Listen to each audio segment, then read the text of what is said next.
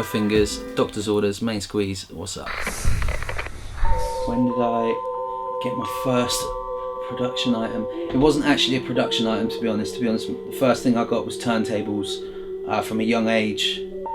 My mum worked at festivals and events, so as a kid I was there young, and I just wanted to know why people were dancing to loud music and who was making them dance, and when I saw turntables, that was my thing. Then a little bit later it came, and I got basic Logic Express on like a computer. I basically actually got a credit card and smashed it and bought a Mac and a Logic Express and got from there, and that's why I kind of sequenced the way I sequenced, because I didn't really do the drum machine until later on. Was I showing the ropes? Not really. I kind of had an ear to see how to kind of break down the music. My old man plays instruments, he plays guitar and bass, and I can remember on the way back in cars and stuff, going back to my mum's house on the weekend, he'd be like, listen to the bass, listen to the drums, they're all different. So I kind of got an idea of arrangement, and then through seeing people do it on screen, I kind of figured out that you can actually take parts, and that's kind of where I kind of figured out about sampling really. I kind of thought to myself, right, you can take these parts and you can stick them on top, kind of like bricks and build stuff. So that's kind of how I did it. How did I acquire it? I actually, when I saw decks, I was immediately like, Mum, I want decks, I'll sell everything, I just want decks. And she was like, they're too expensive. But secretly, I think she tapped up a couple of people she knew and was like, I need some turntables. And actually they were Technics first time, which a lot of people don't get Technics first time, which was good. So I had two Technics, and I had one of those big realistic mixers. It was like wide 4-channel heavy fader, and I basically thought I was like primo immediately, and I was just terrible. I was awful. And I can remember one day it just snapped, and I was in the mix, and I was like, oh right, that's what you do. And obviously buying records and just practicing, but that was it, to be fair. How steep was the learning curve? Well, like I said, I basically thought I knew exactly what I was doing. I can remember, I grew up in a place called Bath, just near Bristol, and I can remember blagging it to this guy. He was like giving up warm-up slots, and I was like, I'm wicked, man, I can do everything, I'm on it. And he was like, okay, I'll hook you up with a warm-up, and I was awful, and I was telling him I could scratch and I could do this and I could do that. So it kind of took a bit of time of just practice, but practice makes perfect, and I've been doing it since I was like 14, so that's like, I'm only 21 now, so not very long. No, but I've been doing it for a minute, How long did it take me to master? I haven't mastered it by far. I mean, I am surrounded by a million DJs that just destroy people on a daily, so I'm kind of humbled that I get to play out in clubs with them quite a lot, and I get to mix in those circles. But I've been DJing in clubs for 15 years, and I think it takes quite a while for people to kind of understand what to do. A lot of people can play records really easy, but to catch a groove and to get people to dance and actually do it properly, it's quite difficult. But once you get it, that's the formula, the fundamentals. So I'd say it's taken 15 years and I'm still learning. Do I still own these turntables? These turntables are not the original ones. The original ones went in the bin, unfortunately, but I was lucky enough to get a call from someone who had bought some brand new, and then their company went under. And he was like, I've got these turntables, do you want to buy them? So I actually upgraded for like 300 quid, which at the time was cheap. So that's them for the next 10-15 years. I definitely feel that getting turntables first helped me in my production, because I kind of like to listen to beats as if I'm playing them in the club, and I also can envisage people on top of them, and I can hear the cuts before they've been done. So I kind of actually think I did it the right way around, because I think that the beats that I make are kind of arranged as if I'm playing them in a club, because at some point I will play them in a club. So I think that's helped me quite a lot actually, and I'm kind of happy it went that way, because I think some people, no disrespect at all to anyone, and how they do is how they do, but I just think that little element actually helps me, because I can kind of envisage, I can see it before I finished it, if you know what I mean. So right now my studio setup is, I have an Akai S950, I have a Maschine Mark II, audio interface, active speakers and 2 turntables, and I sample records into the Akai, drums into the Akai. I basically build most of my beats from records or from samples or packs, or that I've found or downloaded, etc, etc. I'm not too I'm not too bothered about what format I'm sampling from, as long as the quality's alright. If I can buy the record, I will buy the record, but if not, then you know, unfortunately I might have to just sample the MP3 and not tell you about it. Over the years, the equipment I've used, I actually started using Logic first. So I actually learnt Logic, but it was a very basic format and I was kind of not really doing it properly. And now I actually use Ableton, which I find a lot easier. I think it's in sync with Maschine and it's in sync with everything I need it to do. It's very easy. To be honest, now is probably the best kind of setup I've had, just because I went active, I kind of built it around the interface and I actually get a lot better sound than I had before. Before I used to just do it all digital in headphones, mix the whole thing down, then go and play it in people's shops and in the, you know, in the office and on headphones, and just, you know, if it sounded good in a certain spot, then that was basically where I would leave it. But kind of stepping my studio up now, it's kind of my sound's got a lot better. I'm happy. Does one prefer hardware or software?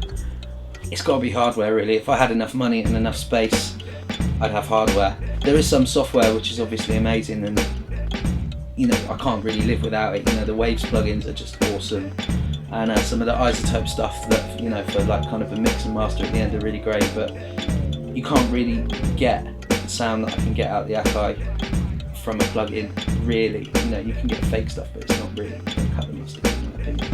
So if I could, I'd go hardware all the way. My favourite brand of musical equipment would be Technics, just for the turntables to start off with, just because they were kind of the first thing I got. But I like the Focusrite a lot. I've got a Sapphire 24 Pro audio interface, and it sounds wicked. It holds it really, really well. It doesn't have a break or shuffle or, you know, blip out or anything, so that's good. Akai, you know, just because of my sampler, which I love.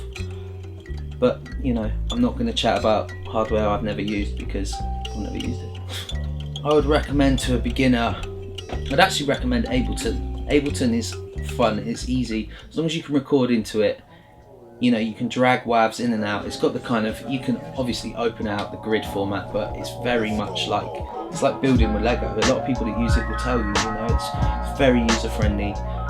I'd also say a Maschine. I know it's kind of the stuff I've got, but again, there's a lot of things in it that you can do that it makes it very easy. You know, you can be creative, and you can make your patterns, and you know, you can do your bass lines and your drums, and then you can just put it into Ableton. You know, it's not a long-winded old analog format, and I know that's amazing, but you know, there is a part of me that would like to make as many beats as possible in a short space of time, rather than, you know, a long-winded process. But I mean, that's an argument for another day. But still, you know, I'd recommend those two to start off with, because they're very user-friendly. Why did I choose software over hardware? I kind of do a bit of both, really. I mean, I didn't, like I said before, I didn't kind of learn on an MPC, so I kind of missed out on that kind of hardware and went straight to arranging in software. But where I grew up in Bath, there was people that had studios and they had a bit of hardware, so you know, it was kind of a bit of a mix and match, really. There was a lot of I kind of missed the drum machine thing till later on, and I kind of regret that, but at the same time, that's my kind of path and how it's kind of ended up. So I kind of dabbled in a bit of both, really. Which genre of music do I sample the most? I'd say library music, to be honest. I look for library music quite a bit. I like KPM, I like Bruton, Chapel, good solid library labels, DeWolf. To be honest, I'll sample anything as long as I like the sound of it. I'm not really too bothered by genres. I like the idea of going digging and coming back with what you've got based on what you listened, which is obviously the whole point of it. I'm not fussy about sampling MP3s. I know a lot of people are, but if I never told you it was an MP3, you'd never know. And as long as you like my music, that should all it should be, really. It shouldn't be about the format, but records over anything else every day of the week. But then I own jazz, I own soul, I own breaks, I own a lot of stuff, so I'm not going to give you a genre because I like them all. Do I share my samples? Yeah, I'll share my samples, you know. I'm probably sampling stuff and I'm listening going, yeah, that's wicked, and someone's already sampled it anyway, so do you know what I mean? I'm not precious, unless it's like a proper banger that I'm happy with, and I'm not telling you anything. But you know, if I make a load of money, whoever I sampled is getting paid, because that is the most important thing. How do I acquire my samples? I do a lot of digging, buy a lot of records. I have been known to sit on Discogs and have a little dabble, but I buy records over anything else really. I just think it's important that we still support that, because, you know, they say it's dying. I don't think it's dying, but with the MP3 thing, you know, records all the way, man. Favourite sampler? I'm just going to say the S950 because it's classic and I have one. Or sample or drums. I think it depends on where you kind of got your idea first. There's a lot of times where I just, you know, I've heard the sample, so I'm sampled straight in, and, you know, you can then kind of build your drums around that. But I was always told by a lot of people, you know, if your drums aren't on point, then, you know, there's nothing worse than a wicked sample and shit drums, excuse my French, but your drums need to bang. And as I've got older and I'm making more of a beats, I'm still learning how to get my drums better, but it's 50-50 for me, because sometimes I'll get drums rolling and then I'll just sit on the turntable and just kind of catch a groove or find a sample and go through the records. So it's a bit of both really. It's a bit of both, definitely 50-50. I've never really used an MPC for myself, but if I could have one, I'd just have a 60 because that was the first one. But I hear from Mr. Zircon that it's a bitch to use, so I'm actually happy I don't have one. But I'd go 60 all the way. Or SP1200, which one day I will own and learn. I think if I'm going to learn anything, it will be an SP. What are my favourite instruments? I can't actually really play any instruments. I could probably bash the drums well enough and get, you know, like a little Bonita apple bum out, but like, my old man played guitar and my old man played bass, so I can kind of play a few chords on guitar and stuff like that, but if I had the choice, I'd be the drummer every day. One producer to work with on a joint. I think I'd go with Primo, just because he's, you know, as a DJ, he kind of is the one really. I know I can make beats with him, we could do the cuts, you know, I think it'd be magic, me and Primo in the studio. That's what I'm talking about. 3 MCs to work with. Biggie, number 1, easy.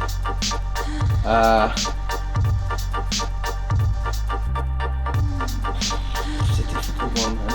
See, I'd like to work with Slick Rick just because he's a G. But then I'd like to work with Ghostface as well because, you know, I'm mad love for Ghostface. I could just answer way too many records here, so, you know, I don't really know what to say there. Top 3 producers. It's like a question that nobody wants to answer. I'm going to say, and this is in no particular order and only for today because tomorrow I'll change my mind, but I'll say Dilla, Q-Tip, Primo.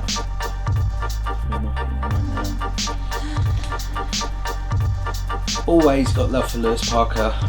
Always, he's just consistently making good music. From the UK, I'm liking what Pete Cannon's doing, Sam Zircon. Moriarty makes mental beats. US, I don't know, it's tricky really. I actually think there's a lot of rubbish in this at the moment. I really like Odyssey, I think Odyssey's making wicked beats, and I like Exile makes badass beats. Wicked live show, and still, I've never seen anyone rock an MP like that live on stage. You know, I need a bit more time. This record is actually by Dorothy Ashby, and if you solo, it sounds exactly like Dorothy Ashby harps, but obviously all her records are rare and I can't find it, so unfortunately it's an MP3, but that's all good, man. I actually made this in about 25 minutes on a train back from Bristol, because I was sat on one of those middle tables with a bunch of just idiots, so there's just headphones in, they were all looking at me a bit like, what are you doing? And I actually banged it out really quick, finished, done, and this is the first time I've opened it really since then. But it's made up of 2 records, one of them being Dorothy Ashby that I was talking about then, and then this. Astro Musical Odyssey, £1 in Oxfam on Highbury in Islington. And it's got this bit in it, which is a beat in its own really, but it all worked together so nice. It was in the right key.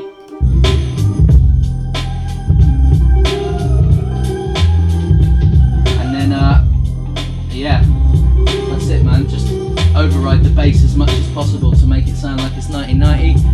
And yeah, that's that. That's a good one, man. I like that one. This next track I'm gonna play, sampled from this record here, Exotic Percussion, Stanley Black. Nice little hottie on the cover, £1. Amazing record. I've made so many beats out of this record already. So I sampled a track called Caravan, which some of you might know the Buddy Merrill version, which is The Goodness by Redman, but this is a little bit different. So I took this part, the end part, which isn't the normal hook,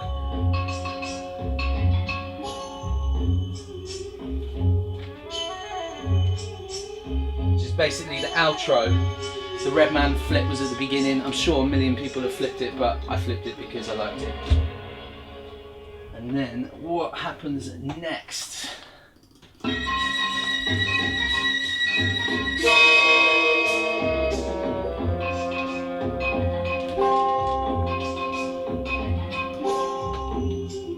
you go, that's the end bit right there.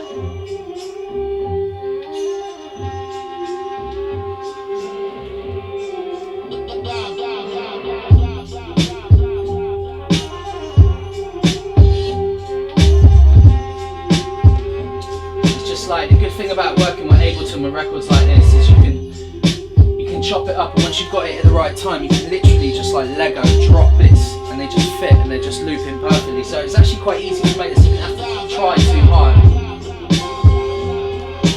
It had loads of parts and they all just fit together perfectly, so I was happy with this one, man.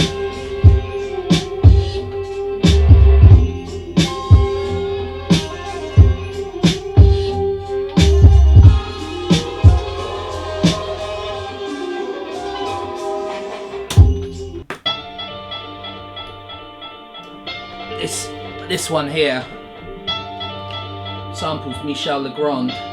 This record, again, another pound bin, but it comes with a few different covers. Shout out to Mr. Fing for giving this to me. He gave it to me. He was like, "You'll make records off this, you'll like this." So I hit it up. This one, I've actually been working on it this week, so it's not quite finished, but I've got it sounding alright. I'm quite happy with it. The drums are loud enough for now. If you listen closely, the drums, if you know Gangstar Moment of Truth, it's actually the end of Royalty, which is quite cheeky because Primo's already done all the work. But it bangs and I don't care, man. It's got a few stuff layered on it, but to be honest, it's mostly that same. And the bass, I actually use Maschine as the bass as an instrument, like a controller, and I can just drag it into Ableton. Since you work at the same BPM with that, it just slots in nicely. If any of you know about Complex Pro, you can warp as well in time, so it's basically like Lego. Yeah, this wasn't a 20-minute one, this was a little bit longer, but I'm kind of happy with this one. I think it bangs nicely. I'd like to get a rapper on it and see what it sounds like. The problem with the original sample was that it was just a cut-off point, so like, if I just get you, it was like that, but I had to put shitloads of delay on it, so you take the delay off, it just cut out. So unfortunately this track is riddled with delay as a result of it being able to work, but it sounds good. Yeah. This here track called Digit, I started making it with all the intentions to finish it on the hard drive that I lost. So I lost about 20-30 beats. I was in like just banging beats out, saving them down. And this one, I'm gonna try and remake it, but I got it off a KPM record, just a little like the keys, but it just had a bit of a natty feel to it. So I took someone's advice on some Funky Worm sample.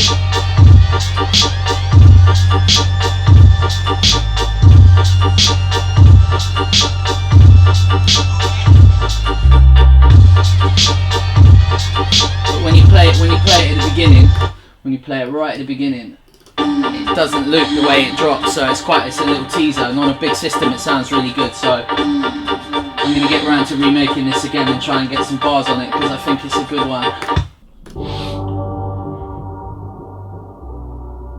Right, this track entitled Megatron. Another, made it in about 15 minutes. So before we go any further, the sample is on this record here, and obviously it's a bit weird, to be fair, like white dudes with mullets with no tops on, but obviously it's gonna have weird shit on it, which is why I bought it. Well, actually I didn't buy it, I was digging with Mr. Thing, and he put it in front of me and went, "You need it." And I was like, okay, and then I listened to it and I was all like scrunching my face up like, okay, right, I know what I'm gonna do. So here's the original sample,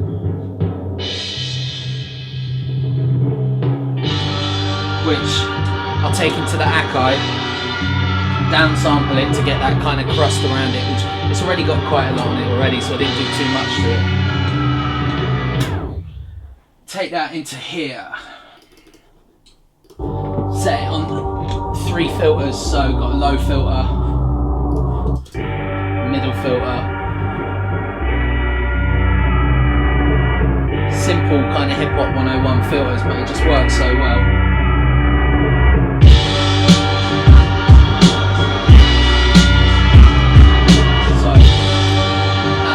On its own, looped up through that. Bass underneath, quite simple. I used the imager on it to spread it out really low, and then took all the highs and mids out of it, so it was just a low rumble. In the waves formats, there's stuff called low air, which is really good. You can just make it really big. Alright, so it's good. It needs like some like MOP kind of angry.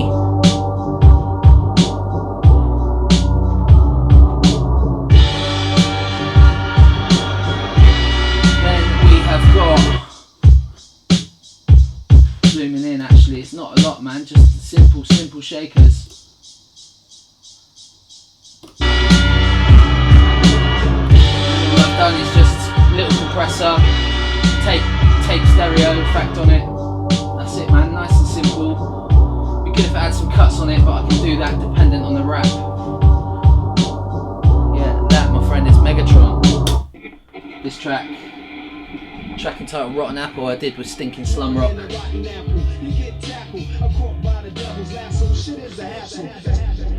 The sample was taken from this record here, Unnatural Causes KPM library record. I just got the Akai from Napa. Big shout out to Napa, Phi Life Cypher. He hooked me up with this S950. So I was like downsampling everything until it sounded disgusting, and it actually ended up sounding really good. Check it out. I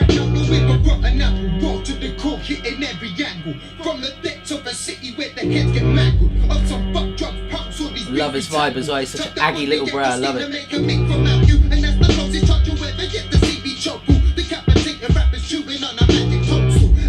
And the track's called Rotten Apple because the cuts in it, and a lot of people know I've been a DJ for years and years, a lot more before I was a beat maker, so I always like to put cuts on top. And when he came back, I was like, you know, this is just going to work so well. So in a minute.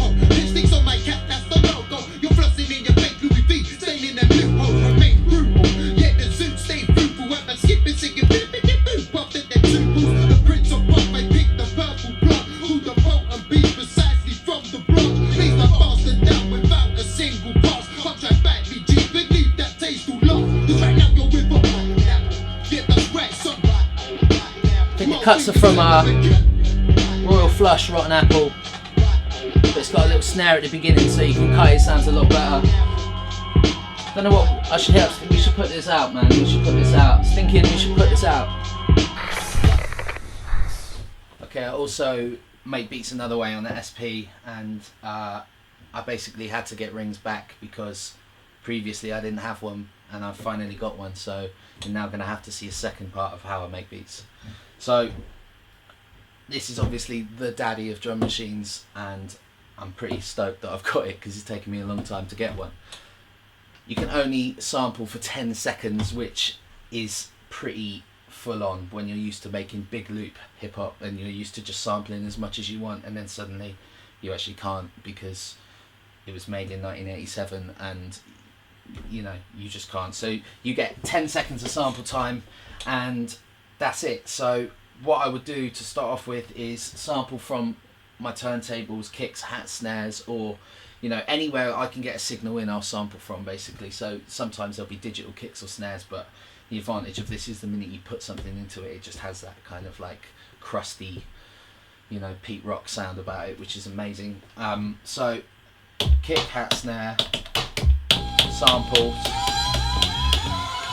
Now what you do, it has a few little functions, but it's really quite simple. You have to kind of think in blocks. So for instance, the sample that I got was that,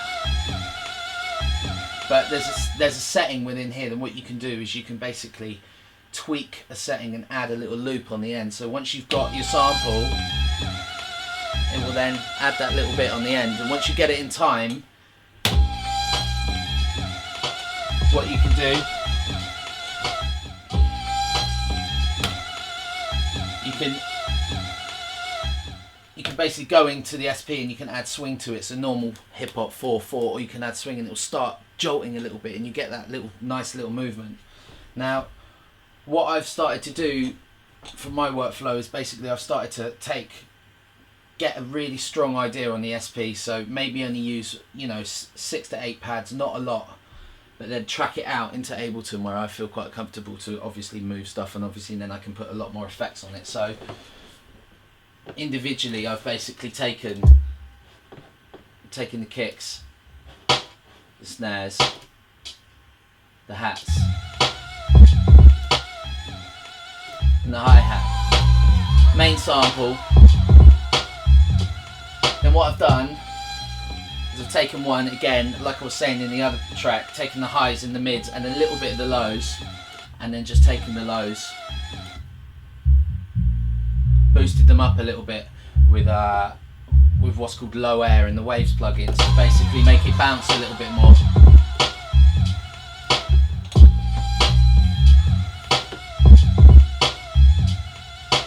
But the thing with this, you get such a great sound because, for instance, if I was to sample in a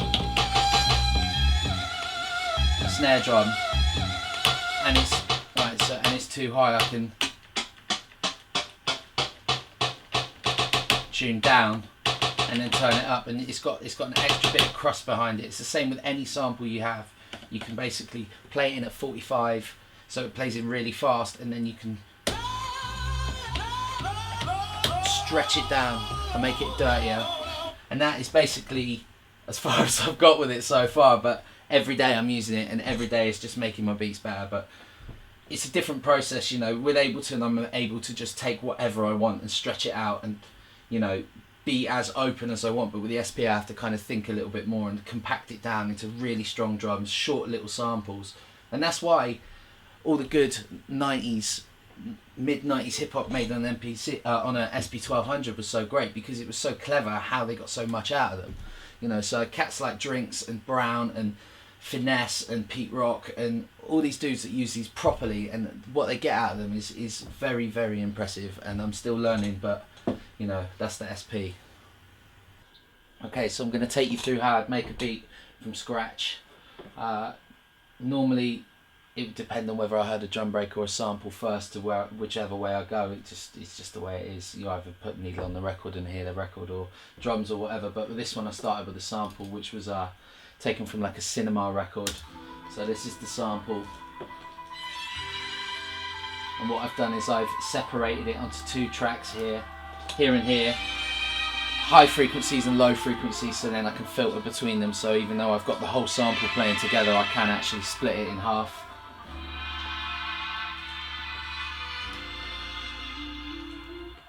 And what I have here is these marked sections are basically, they act like buses on what would be a mixer if I had one, but I don't. So this particular one is cutting out all the samples. This top one cuts all the drums, etc., etc. And then you can add effects onto those onto those sections. So within here I have got a sample that is got a high pass filter on it and a compressor to boost it a little bit, and then on the low end same again, but the opposite way, instead of a high pass, a low pass, therefore splitting them in half.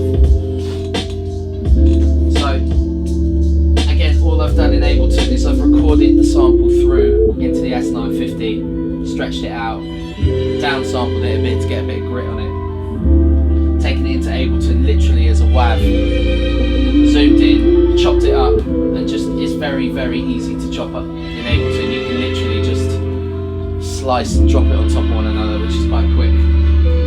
Okay, then we got drums, which came from that record there. Simple drum break in once again, and all I've done is cut the kick, the hat, the snare. But with this track, I've got these hi-hats going, and what I've done is pan them from left to right, because basically without them it just felt a bit flat. Didn't really have any kind of movement in the track. So what I did was took these shakers on their own, and then here you can pan them from left to right. So basically I'm sending them left to right, but down in the mix, so it's not getting too, it just gives it a bit of movement, a little bit of bounce. Okay, next.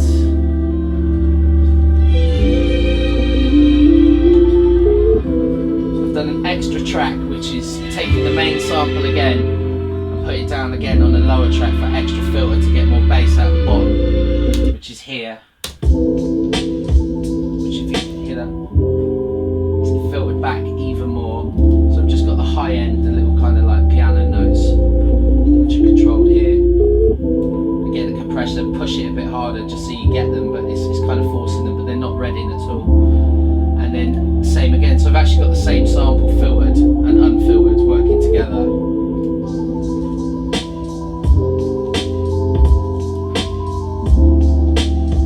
These sections here are basically just for, I found that it wouldn't work with bars because there was so much going on with the sample that I had to chop it out basically to get nice 16 or 32, and then we can just into the chorus put cuts on it if we have to.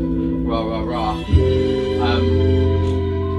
Whatever I use, whether I get my bass and a lot of like effects noises out of my Maschine. I get put samples through here, sample mostly from records, you know, unless I'm actually creating sounds on the Maschine. But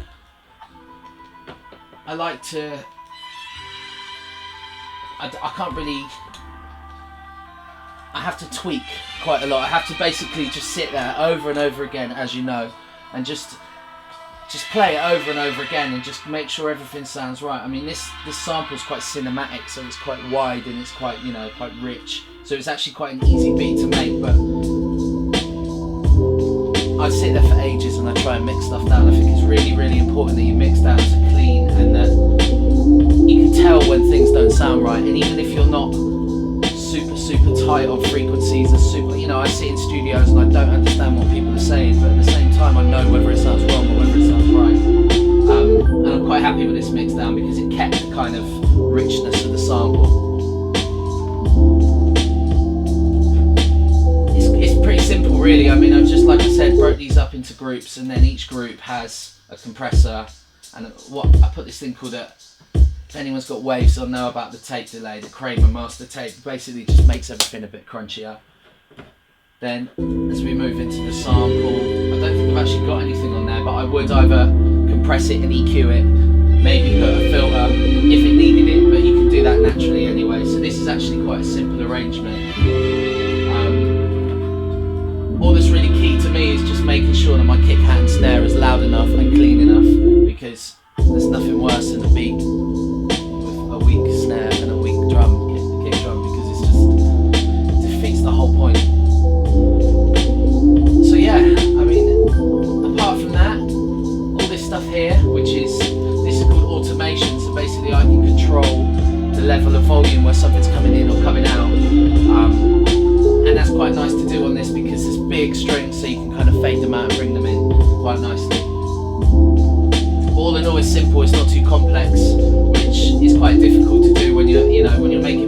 very easy to get complex very quickly, and I really do try to stay simple because, you know, you've still got to put a rapper over it or put cuts over it, and if you make a track that's 110%, all singing, all dancing, and then you put a rapper on it and it can't do anything, then you kind of, you know, you've messed up. So that was why I had to go back and retweak this sample because it was too much for bars on it. So yeah, that's that.